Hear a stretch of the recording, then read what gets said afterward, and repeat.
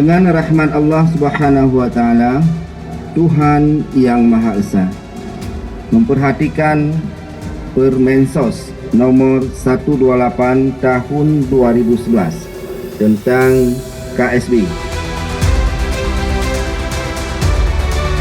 Pada hari ini, Kamis tanggal 23 Juni 2023, saya mengukuhkan secara resmi saudara-saudara sebagai pengurus KSB.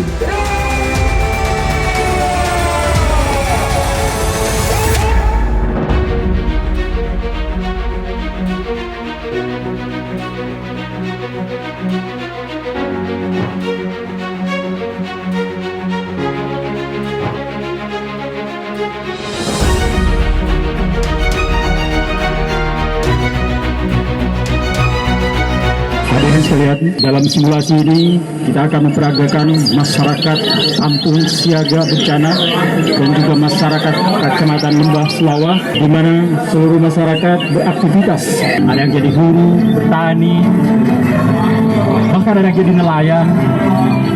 Begitu indah. Dalam situasi seperti ini, tim KSB yang ada di gardu sosial juga sudah mengaktifkan timnya dalam rangka kesiapsiagaan. Mereka aktif di gardu sosial. Gardu sosial adalah posko di mana di dalamnya terdapat ornamen kelengkapan yang telah dibuat oleh tim KSB. Dalam kondisi normal seperti ini, tim KSB juga mengaktifkan pengurusnya. Salah satunya adalah divisi mitigasi dalam rangka kesiapsiagaan. Tiba-tiba cuaca berubah. Terdengar suara gemuruh yang biasanya tenang masyarakat berubah menjadi ketakutan.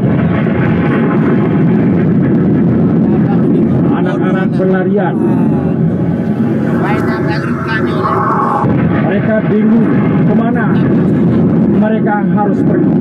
Beberapa guru mengkondisikan mereka untuk berada pada satu titik yang aman. Salah satu masyarakat berlari melaporkan kejadian ini kepada tim KSB yang ada di gardu sosial.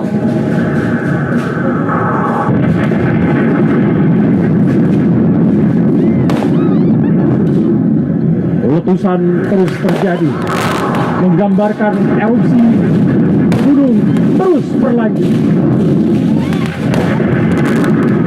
Masyarakat terdiam.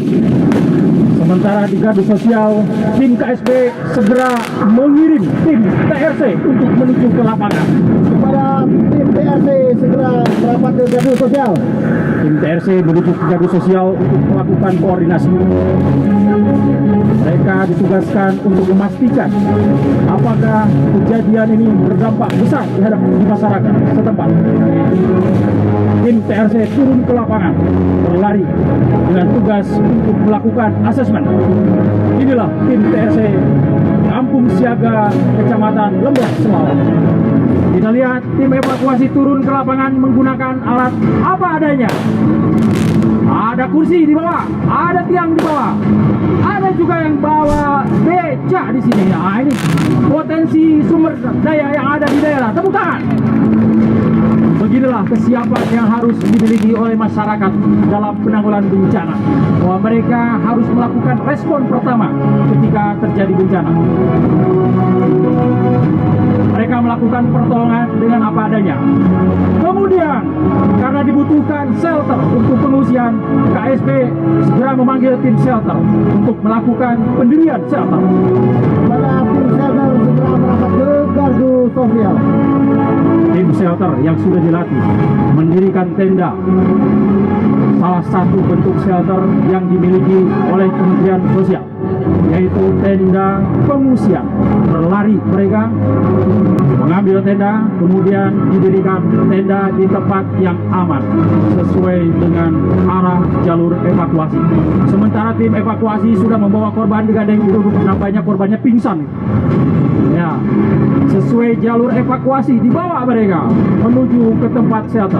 Namun shelter masih tetap berproses untuk segera cepat berdiri. Mereka bahu-membahu mendirikan tenda pengungsian. Tepuk tangan buat tim shelter. Selanjutnya, karena shelter sudah berdiri, dibutuhkan bantuan lain. Maka lumbung sosial yang ada logistik di sana, Ketua KSP memanggil tim logistik untuk merapat ke gardu sosial dan memberikan bantuan-bantuan kepada pengungsi yang ada di shelter. Logistik segera merapat ke gardu sosial. Inilah metode-metode yang sudah diberikan, dilatih kepada tim KSB, yang diberikan oleh para instruktur, bahwasanya tidak harus kita menggunakan alat-alat yang canggih. Kita harus mampu memanfaatkan fasilitas kondisi yang ada. Kemudian tim KSB memanggil tim dapur umum dan juga tim LDP guna memenuhi kebutuhan dasar para pengungsi yang ada di lapangan.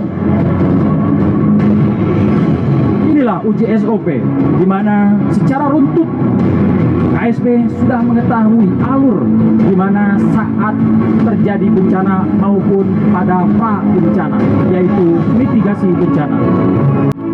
Nah, pertolongan tetap terus dilakukan. Dalam kondisi seperti ini ternyata masih banyak korban. Oleh sebab itu, tim KSB meminta bantuan kepada Dinas Sosial Kabupaten Aceh Besar, dikarenakan butuhnya pertolongan yang lebih banyak karena korban berlimpah di mana-mana, harus segera diselamatkan.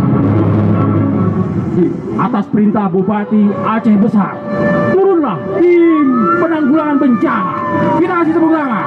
Tagana, PMI, dengan dapur umumnya, dengan mobil ambulannya, kemudian dari damkar. Karena dalam penanggulangan bencana kita harus bersinergi, menyatukan kekuatan. Ada beberapa korban yang harus diselamatkan. Ada mereka yang tertimpa pohon.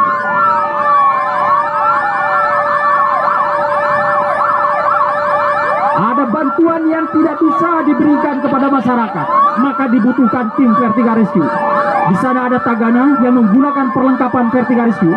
Bapak Bupati yang kami hormati, Tagana sudah mendapatkan pelatihan vertical rescue dari Vertical Rescue Indonesia, juga dari Federasi Panjat Tebing Indonesia.